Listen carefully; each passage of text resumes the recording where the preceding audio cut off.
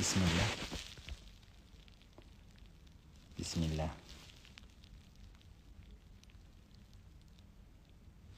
Bismillahirrahmanirrahim.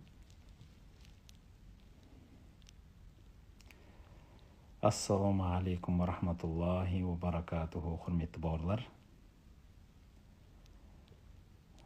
Қайырлы кеш баршаңызға да. Алла тағала өмірлеріңізге береке берсін.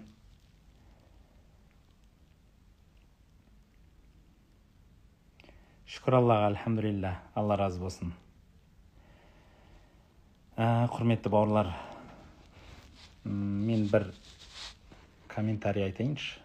Комментарийді өшіріп, бір мәселе қозғағым келіп отыр. Ол өмірлеріңізге, баршаңызға керек болар деген ойдамын ғой. Осы соңғы бірнеше уақыттың ішінде умраға жиі бардым. Қайта бардым. Сол қасиетті мекенде жүрген кезімде неше түрлі өмірлік ақиқаттар, өмірлік сабақтар алдым. Осы соңғы күндері сол сабақтарды қолданып жүргендеймін өзіме. Мысалы, сол қасиетті мекенде тек қана мысалы енді сауап амал деп айтамыз ғой. Жаңағы намаз, ораза, зекет. Бірақ ең қатты үйренген дүнием тілді тыю. Сізге ұнамайтын осы сондай бір жағымсыз нәрселер болып қалады өміріңізде. Кездеседі. Сол кезде көп адамдар өзінің тілін тыя алмайды екен. Сол себептен өмірде қиыншылығын көбейтіп алады екен. Дәлел. Өмірден көргенімді айтып жатырмын. Мысалпен айтқым келеді. Мысалы, енді ол умрадағы болып атқан жағдайлар өте көп қой. Сіз көбінесе осы өмірде біз сезіммен өмір сүреміз. Ол құр сезім емес екен. Жануарларда өз негізі сезіммен өмір сүреді ғой. Не жақсы, не жаман қылып. Бірақ сол не жақсы, не жаман деген нәтиже бізде бұның жанында ақыл, бұның жанында өткен тәжірибені еске түсіру, бұның жанында тағы да білім, қоршаған орта, тәрбиеленген табиғатыңыз, осының бәрін қосқанда адам баласы бір нәрсенде алдына жолығып қалған кезде, бір келеңсіз жағдай жолығып қалған кезде, содан жақсылық жасауға әрекет жасап, өткен тәжірибесін қолданады екен. Ол өткен тәжірибесіне ұқсамаса да, ұқсас бір нәрсені ойлап табады. Соның себебінен, егер адам жаңағыдай сол болып атқан уақиғаны өзіне дұрыс емес бағалайтын болса, өзіне қате тұжырымменен жаңағыдай көзқарас қылатын болса, атау беретін болса немесе, сол заты оған жамандық әкелетіндей болып, жаман көңіл күйде, жаман сезімге ауысады. Бірақ ол зат нейтралды болса да. Қазақша айтайыншы. Мысалы, сіз намазға бардыңыз. Намазға барған уақытыңызда бір адамның әдепсіздігін көрдіңіз. Болады ғой, біреулер жолыңыз кесіп кетті, немесе аяқ киімін алдыңызға қоя салды, намазын ұқыпсыз оқып жатыр. Ол міндетті түрде ол сізге әсер етеді, көңіл күйіңізді бұзады. Ана кісіге түзеткіңіз келеді, айтқыңыз келеді, ей, көкебас, мынандай жасама, мынауың енді жақсы емес қой деп, мысалы жан-жағын қысып, итермелеп, сондай бір ыңғайсыз жағдаймен тұрып жатқан шығар. Бірақ тілді тыю деген міне осы жерде жұмыс жасайды екен. Сіз ол жерде бір өзіңізді одан жоғары санау арқылы бір қате қылдыңыз. Екіншіден, сол қателікті көріп қалып, оны түзеткіңіз келіп, екінші қате қылдыңыз. Үшіншіден, сол уақиғаға, ол нейтралды уақиға, ол сол адаммен болып жатыр. Сіз киліктіңіз, сіздің қатысыңыз жоқ жерге. Енді біреу сұрақ қою мүмкін, енді сонда алдағы көріп атқан түрлі келеңсіз жағдайларға мен Мысалы пайғамбарымыз айтқан ғой, жамандық көрсең тыя жүр, дұрыстай жүр, түзете жүр деген. Сонда мен түзетпеуім керек па, оған араласпауым керек? Жоқ, ол бөлек. Саған қатысы болса, немесе қоғамға нақты қатысы болса, аралас. Саған қатысы жоқ, қоғамға қатысы жоқ болса, дұрыс емес екен. Тағы одан да төмен мысал айтамын. Жақында да бір науқас адамменен сөйлестім. Ол кісі айтады, бірнеше уақыт болды, осы науқасымды табамай жүр адамдар дейді. Қай жерге жолықпадым дейді. Небір мықты дәрігерлерге жолығып жатырмын, небір мықты профессорларға, одан бөлек мықты мына аппаратқа түс дейді, соған барып түсем, мына нәрсеге түс дейді, соған барып түсем дейді. Енді осы нәрсенің бәрінен тойдым мен деп қысылып отыр. Қызық. Бұл нәрседе тілді тыю керек екен. Тілді тыю керек екен. Айтпа. Олай деп айтпа ешқашан. Сіздің басыңызға түрлі ауыртпашылық, сіз күтпеген түрлі қиыншылық түсті ма, тіліңізді тыйыңыз бірінші орында. Неге? Сіз қазір құртасыз. Құртатыныңыз сол, артық айтып қойсаңыз күнәға батасыз, Құдайдан жаман нәрсе тілеп алады екенсіз. Осы өмірде менің үйренген нәрсем. Бәлки, не істеу керек? Ондай жағдайда сіз өзіңізге сұрақ қойыңыз. Мен қазір тынышталуым керек бірінші орында. Егер даурығып, жүрегіңіз алып ұшып тұрса, уақыт беріңіз. Оны кетіру міндетті түрде тынышталуыңыз керек. Ол тынышсыздықтан сіз жақсы ой келмейді. Сондықтан ана жерде тоқтап өзіңізді бір сәт тыныштаныңыз. Тыныштанып болғаннан кейін сұрақ қойыңыз. Мен осы бір жаман басыма түскен проблемаға не істей аламын? Нақты. Нақты сіздің әрекетіңіз. Нақты. Менің қолымнан келетін. Мынандай дәрігерге барамын, мысалы. Мынандай нәрсе істеймін. Немесе пәленшеге барып қарыз сұраймын. Түгеншеге барып жолығып ақыл сұраймын. Мынандай юрист бар, мынандай ақылгөй бар, данышпан бар, ақыл қалтам бар деген сияқты.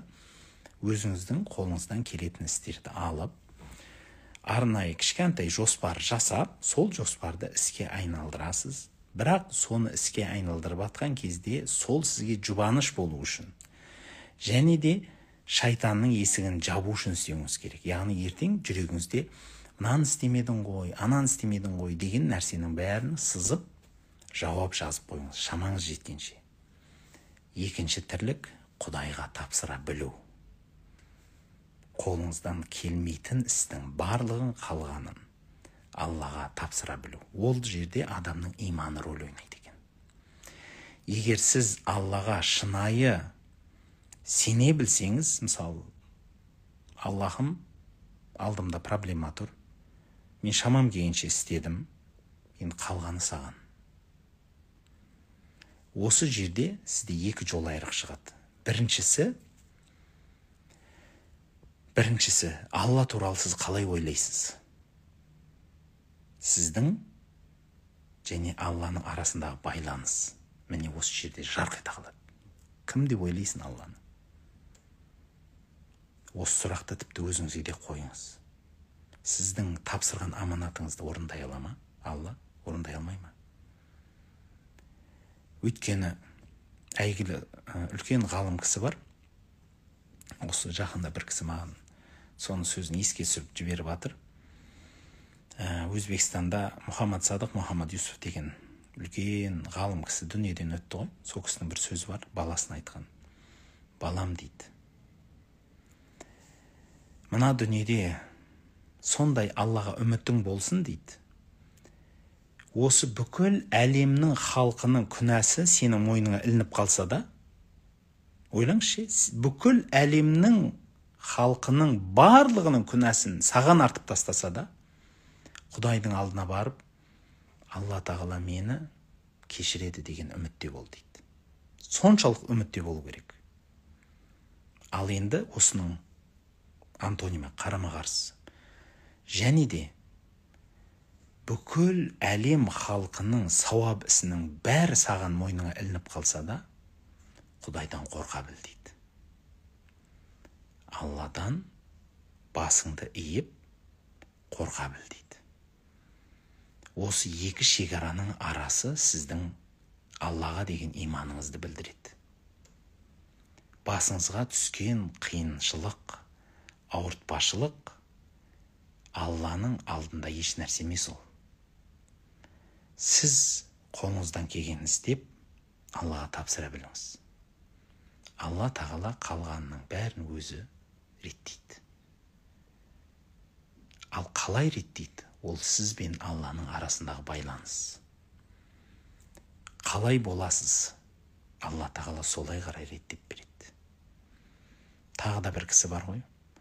Айтқан сөзі есіме түсіре отырмын. Үлкен ғалым кісі. Тағы да бір кітабында айтады, соған ұқсас мысалды. Алладан сұрайсың ба дейді да, сен Алладан сұрап жатсың ғой. Соған сұрауыңа лайықты сеніммен сұра дейді. Мысалы, дертіңізге дауа сұрап жатсыз. Бір басыңызға түскен проблемадан құтылуды сұрап жатсыз. Алдыңызда тұрған үлкен ауыртпашылықты көтеруді сұрап жатсыз. Алла менен байланысыңыз қаншалықты? Мен осыны қозғағым келген еді. Бүгін сол кешті осы Алла менен байланыстың арасын айтып кеткім келген, құрметті бауырлар. Сауалдарыңыз болса қоярсыздар. Бір 2-3 сауал болса. Сәке, қалайсыздар, аман есенсіздер ма?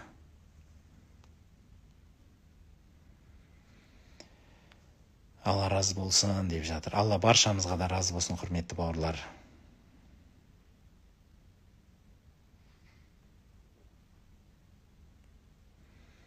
Ассаламу алейкум деп жатыр. Ва алейкум ассалам ва рахматуллахи ва баракатуху.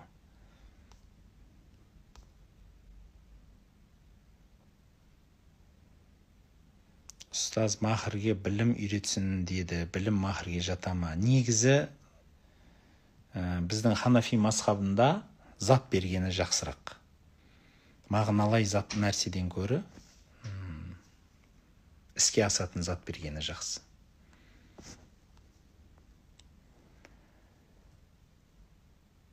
Аналар туралы көп айтсаңдар дейді. Аналар дегенде ана туралы ма?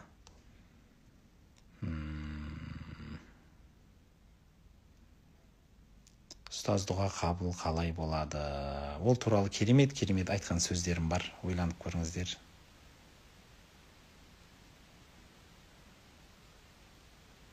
Намазды қалай тез оқуға болады дейді. Қалай тез оқуға болады? Ең тез оқығаныңыз намаз сөздерін тіліңізбен айтып үлгеруіңіз. Шекарасы. Өзіңізді еститіндей тіліңізбен айтып үлгеріңіз.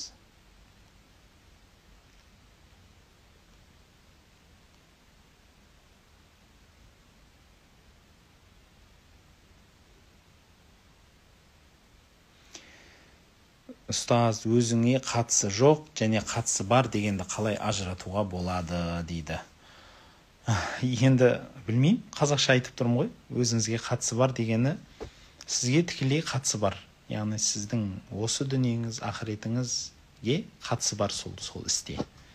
Және сізге мүлде қатысы жоқ дегені сол дініңізге, дүниеңізге, ақыретіңізге қатысы жоқ дүние.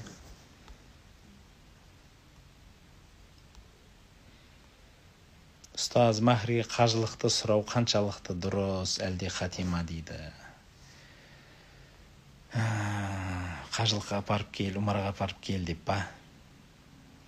Сұрап жатқандар болады, ғалымдар болады деп айтқан. Әйтсе де ханафи мазхабында зат сұрағаны жақсы. Қаржылай сондай бір зат сұрағаны жақсы.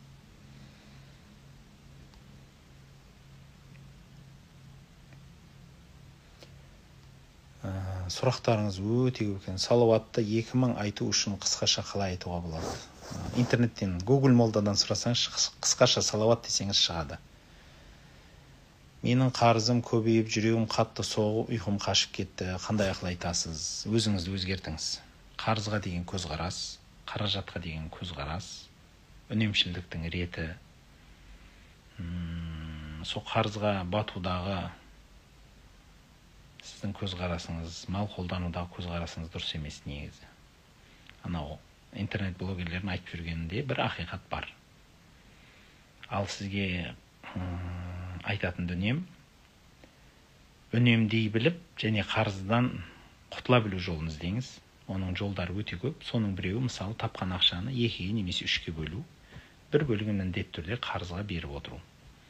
Сөйтіп уақыт реттеу. Сондықтан білетін, білгір адамнан ақыл сұраңыз. Ал енді сізге айтатыным, көп истиғфар, көп салауат айтыңыз.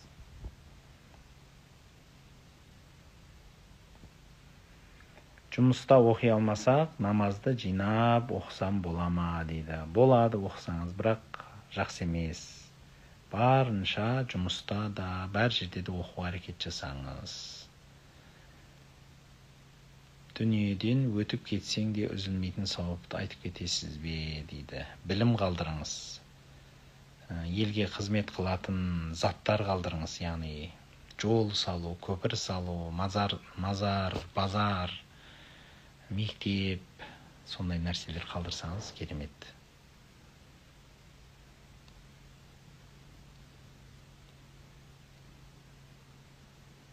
Әкеме, анама күнде садақа берсем бола ма? Қалай ол сонда садақа? Сол кісілердің атынан ба? Сол кісілердің атынан садақа берсеңіз болады.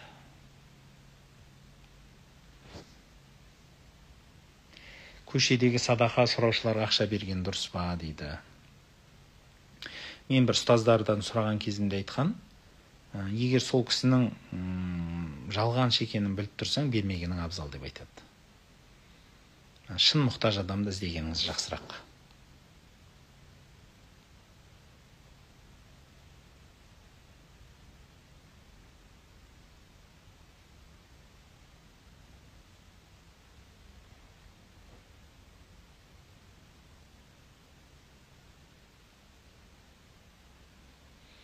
Түрлі сұрақтар бар екен, кейбіреулерін оқып таңырқаймын.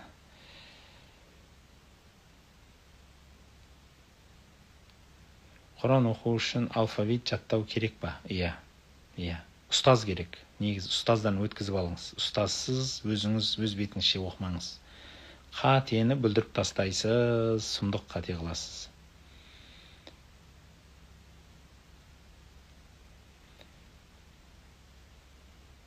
Күйеуіммен ажырасып кеттік, 1 жыл өтті, талаққа санала ма? Жоқ, ол үлкен сұрақ. Арада не сөздер айтылды, сол сөздерге байланысты. Атырауға қашан келесіз дейді. Иншалла, Алла жазған күні барамыз. Оразаны уақытында аша алмай, кеш ашса не болады дейді. Әдейі кешіктіру жақсы емес. Уақыты келсе, ауыз ашатын су таба алмасаңыз, немесе тамақ сондай нәрсе таба алмасаңыз, ниетпенен ауыз аша бересіз. Бірақ уақытында істеңіз оны. Құрметті бауырлар, біздің қазіргі айымыз Шағбан айы. Енді бірнеше күндерде Шағбан айының ортасы болады. Біліңіз, Шағбан айының ортасы болды деген сөз Рамазанға қарай зуылдап өте шығады. Пайғамбарымыз саллаллаху алейхи уассалам Шағбан айының ортасы туралы айтылған хадистер бар, әсем. Одан бөлек Шағбан айының өзі сауап амалдарға толы болу керек, Рамазанға дайындық айы болу керек. Өткізіп алмаңыз.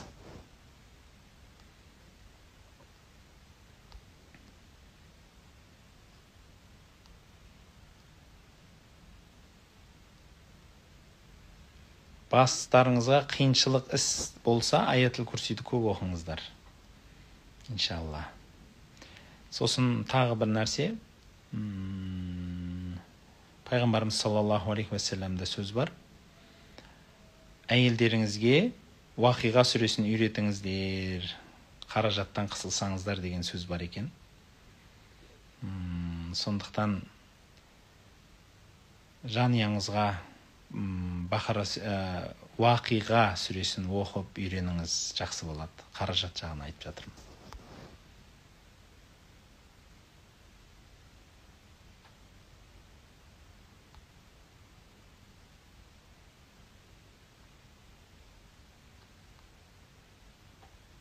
эфирді сақтап қойыңыз дейді. Жарайды, соңғы бір сұраққа жауап берейік. Шама оқып қойдыңыз ба, ұстаз дейді. Жоқ, бізде намаз асыр болып жатыр енді болып жатыр. Бір жарты сағаттан кейін оқимыз, Құдай қаласа.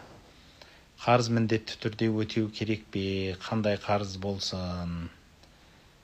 Ораза, намаз қаржылай дейді. Иә, Алланың алдында болсын, пенденің алдында болсын, ол қарызды өтеу міндет болып саналады.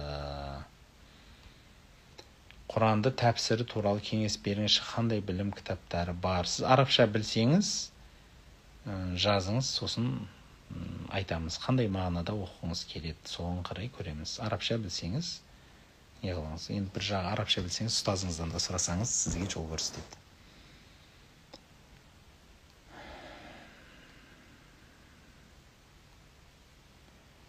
Намаз оқимын, арабша үйренгім келеді, қайдан үйренсе болады дейді.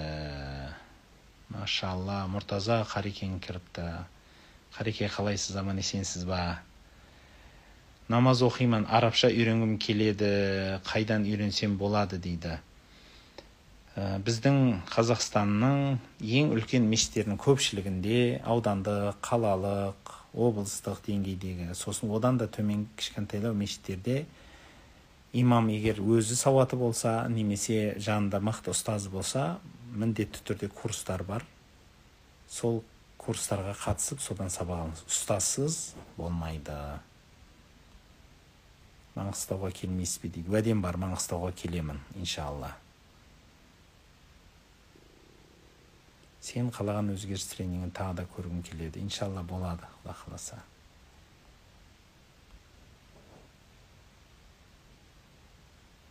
Жарайды онда.